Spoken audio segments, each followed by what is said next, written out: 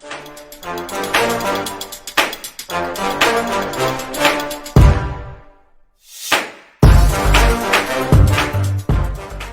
everybody, back again, and today we are taking an old World War II era German file made out of some good old WWII and making a small sword out of it.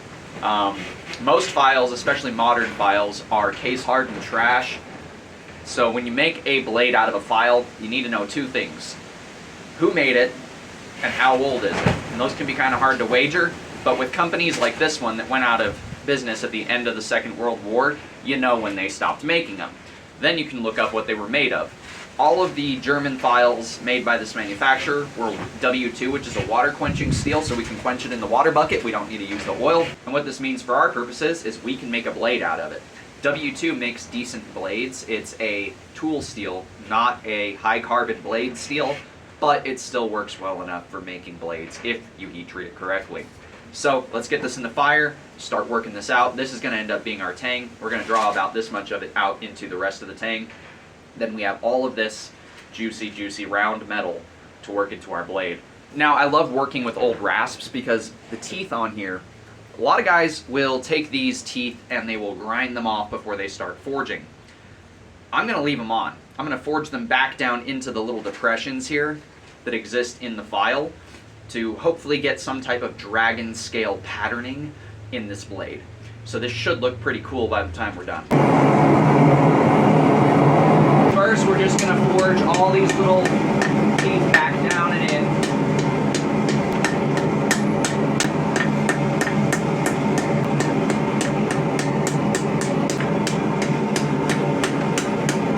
So you notice when I'm doing this, I'm not forging straight down because I don't want to deform the material.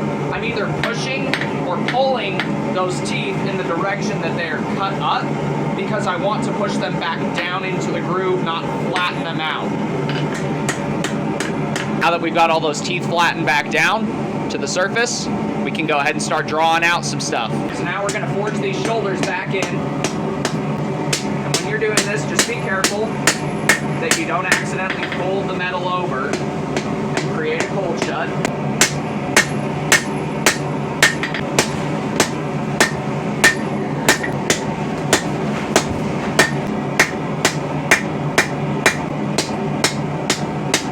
And start to draw some length out of this.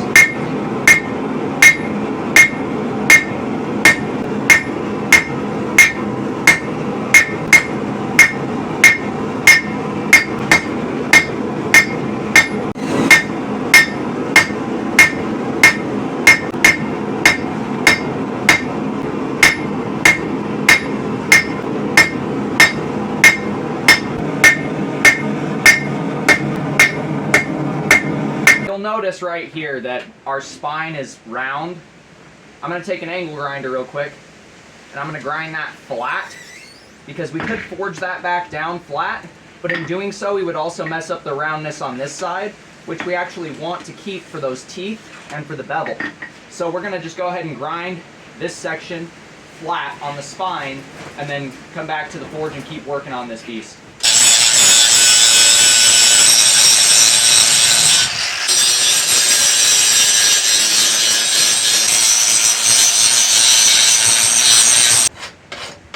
Just going to go ahead and deburr that spine, get rid of all the rag from where we were just grinding on those edges, just so we don't forge any of that back into the piece.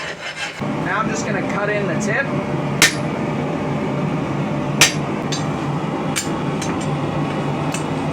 Just going to hot file off all the rag on this from where we cut it off. I'm going to create a nice little ricasso.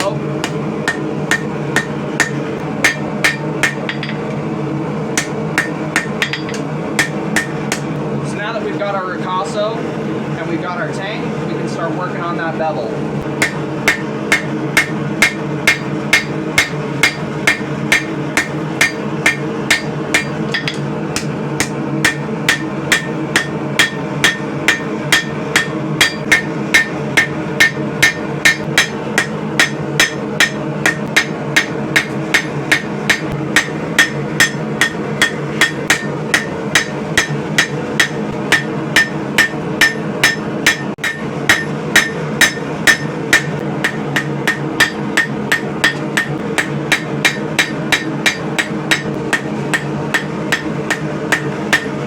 those of you that are more observant would have noticed there are bits along this edge where those teeth have kind of created small gaps where our edge is going to be. So I'm going to take the grinder, grind those out, and do a little bit of cleanup profiling on this. Then we'll return to the forge, straighten up anything that needs to be straightened up, clean up anything that needs to be cleaned up, and then we'll be ready to start doing our actual clean grinding before heat treat on this blade. So now that we've done our cleanup work, I'm just going to tune the tang up a little bit.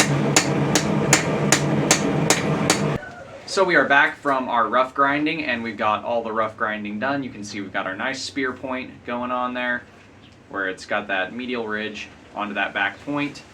We've got a nice clean bevel, which still needs an edge, and then we've got a really cool kind of scaling pattern going on here. After heat treat and clean up, that'll be really pretty to look at. So I'm going to set this aside before I heat treat it for a minute so I can forge some guards for this.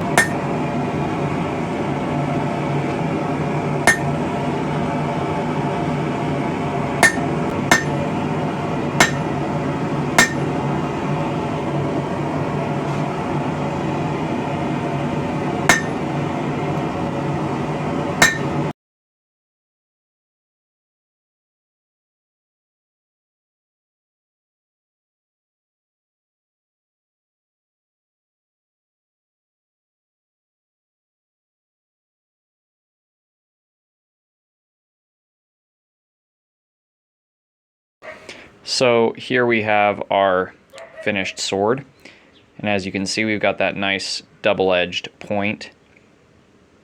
We've got a nice straight symmetrical blade.